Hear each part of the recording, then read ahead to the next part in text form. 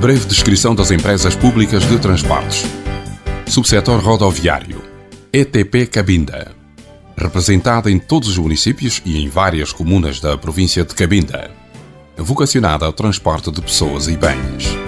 Abamat.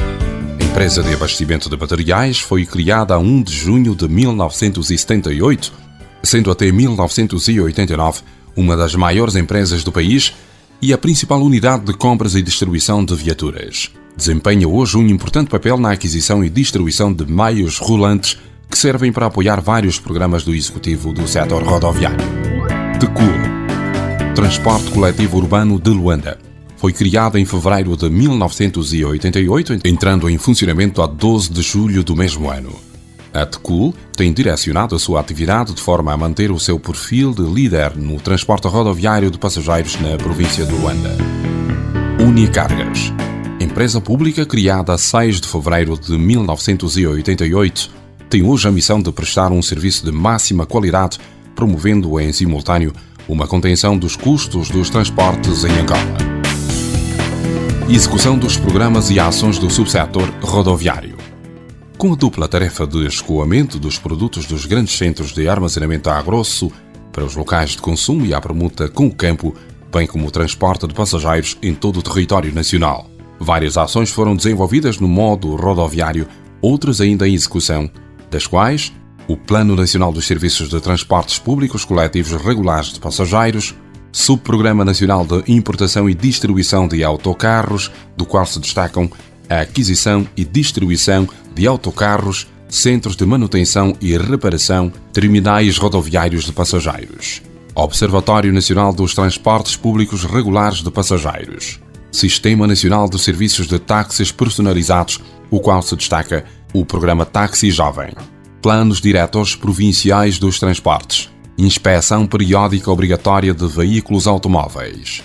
Programa do Executivo de Apoio à Reposição das Viaturas Destruídas pela Guerra ao Serviço do Estado. Regulamentação dos Transportes Rodoviários. Estudo e projeto para a construção de um sistema de BRTs na cidade de Luanda. Formação de quadros. Subsetor ferroviário. Caminho de Ferro de Luanda. O Caminho de Ferro de Luanda foi fundado aos 31 de outubro de 1888, com a designação pioneira de Caminho de Ferro de Ambaca, CFA, e inicialmente construído, tendo como um dos objetivos centrais servir como canal de apoio à penetração e conquista colonial do interior e de meio de ligação entre as bases de sustentação no litoral para a consolidação dos núcleos coloniais no Planalto. Entretanto, os objetivos foram mudando no decorrer do tempo e hoje o CFL desempenha um vasto e estratégico papel do ponto de vista político, económico e social. Caminho de Ferro de Moçambique, CFM. Poder-se afirmar que a empresa do CFM foi criada aos 28 de setembro de 1905, altura em que foi lançada a primeira pedra do então distrito de Moçambique, ao abrigo da autoridade do governo português, recaída à Carta de Lei de 15 de setembro de 1890 para a construção da sua linha férrea. O principal objetivo era de atingir o Planalto da Huila em direção à região dos Gambos, rica em gado bovino e caprino, numa altura em que o meio de transporte utilizado na região era o chamado Boer, carro de tração animal. O CFM viveu períodos áureos na década de 1970, com indicadores de 1973, fase embrionária de sucesso pela transportação de grandes toneladas de minérios, em número até agora nunca especificados. Caminho de Ferro de Bengala. O Caminho de Ferro de Bengala, CFB, foi constituído em 27 de novembro de 1902, com a assinatura de um contrato de concessão pelo prazo de 99 anos a contar da data que aprovou o referido contrato. A empresa passou a designar-se Companhia do Caminho de Ferro de Bengala, conforme estatutos aprovados. O CFB parte do porto do Lubito, localizado na costa atlântica de Angola, na província de Bengala, e estende-se por 1.344 km em direção a leste, atravessando as províncias do interior do Huambo e Bié até a fronteira leste da província do Mochico, com a República Democrática do Congo, RDC. A reabilitação e modernização dos caminhos de ferro de Angola, associado ao novo modelo institucional para a reorganização do subsetor ferroviário para Angola, ganhou uma dinâmica a proporcionar novos valores e nova capacidade. Execução dos programas e ações do subsetor ferroviário. A necessidade da reposição da circulação ferroviária em Angola exigiu, antes de tudo, a união de esforços para a execução de obras profundas. Implementou-se o programa de reabilitação e modernização dos caminhos de ferro de Angola, após ter sido levado a cabo a reabilitação expedita, que serviu para a minimização do mau estado técnico que na altura se fazia sentir nas 3 linhas ferroviárias, na perspectiva de se evitarem paralisações. Para o efeito, o governo angolano recorreu à cooperação chinesa, no sentido de reabilitar e modernizar os caminhos de ferro de Angola.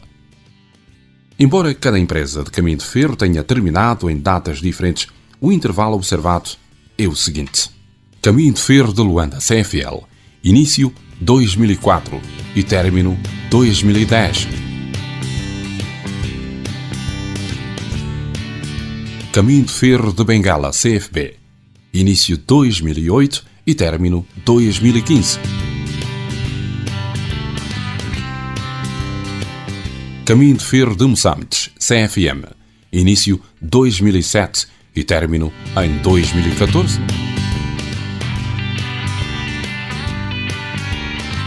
Em relação ainda aos 3 caminhos de ferro, o programa de reabilitação e modernização consistiu na preparação das plataformas e construção de linhas férreas com capacidade de assumir 22 toneladas eixo, com carril 50 kg metro, ligações por tiramos de 25 metros em retas, estações de raiz, pontes de raiz, travessas de betão, monobloco, pregação elástica, sistema de mudanças de linhas semi-automáticos, sinalização e telecomunicações em fibra óptica, situação essa que lhes distingue das anteriores infraestruturas.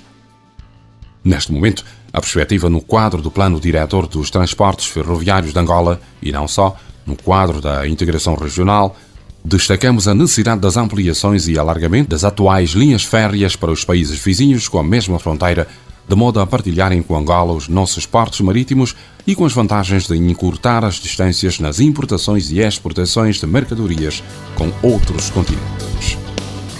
O subsetor marítimo e portuário. Os portos angolanos são vitais para o crescimento da economia e desempenham um papel relevante não apenas no mercado nacional, mas ainda no abastecimento da região e servirem os mercados internos. Porto de Cabinda. O Porto de Cabinda começou a ser construído em 1953 e foi elevado à categoria de porto comercial apenas em 1962 pelas autoridades coloniais. É um dos portos naturais com calado apreciável existentes ao longo dos 1.500 km da costa angolana. Porto do Lobito. Como um dos principais portos da África Austral e dado o seu tráfego internacional, a sua posição atual, determinada pela preferência de que é alvo, dignifica Angola. O porto comercial do Lobito foi privilegiado por um volume de investimentos em vários setores portuários, de forma a prepará-lo para os desafios que se colocam com o desenvolvimento do corredor do Lobito. Porto de Luanda. O Porto de Luanda é atualmente o maior porto de Angola, estimando-se que quase 80% de toda a carga que entra no país por via marítima passa por Luanda.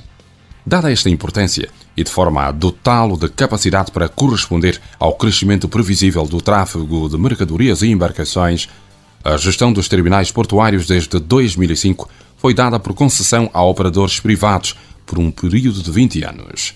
Esta concessão baseia-se no quadro de uma estratégia cujos objetivos são o melhoramento das infraestruturas portuárias, da qualidade da prestação de serviços portuários, marítimos, intermodais e logísticos. O Porto do Namibe. A construção do Porto do Namibe teve início no dia 24 de junho de 1954. Na sua primeira fase, a unidade portuária compreendia 380 metros contra os 750 atuais e foi inaugurado no dia 24 de maio de 1957, com o objetivo de assegurar as importações e exportações da região sul de Angola. Desde então tinha a designação de Direção-Geral de Portos e Caminhos de Ferro de Moçambique. O Porto do Namibe pretende assumir-se cada vez mais como um dos mais dinâmicos e competitivos portos africanos do Atlântico Sul, constituindo-se como um polo de desenvolvimento industrial, logístico e de serviços do sul de Angola e como porto de referência na África Meridional. Porto do Sonho. O Porto do Soio, localizado próximo à foz do rio Congo, tornou-se um importante porto no comércio do século XVI do Congo. A comunidade portuguesa e radicados utilizava esse porto para o comércio de escravos, marfim e cobre. A empresa portuária do Soio foi criada pelo despacho conjunto número 65/79, de 28 de dezembro de 1979, dos Ministros dos Transportes, Finanças e do Plano, inserido no Diário da República de 18 de janeiro de 1980. Surgiu em simultâneo com a atual unidade de produção do Porto do Soio, ambos com a designação de Ponte-Cais, dependentes da antiga Inspeção de Exploração dos Portos do Norte, hoje Porto de Cabinda, que logo após a independência nacional foram confiscados pelo governo angolano. Antes do seu confisco, eram infraestruturas pertencentes ao governo colonial e que serviam para o escoamento do café, coconut, óleo de palma, gergelim, jinguba e amendoim. Porto do Ambuim. Em 1919 foi criado o Conselho de Benguela Velha e uma das consequências mais imediatas foi a mudança da designação da cidade que servia de porto de embarque de toda a produção agrícola do Ambuim. A localidade de Benguela Velha passou a chamar-se Porto Ambuim a partir de 1923, quando foi publicado o decreto do Alto Comissário da República Norton de Matos. O Porto do Ambuim foi construído para exportar o café que chegava nos comboios do caminho de ferro do Ambuim.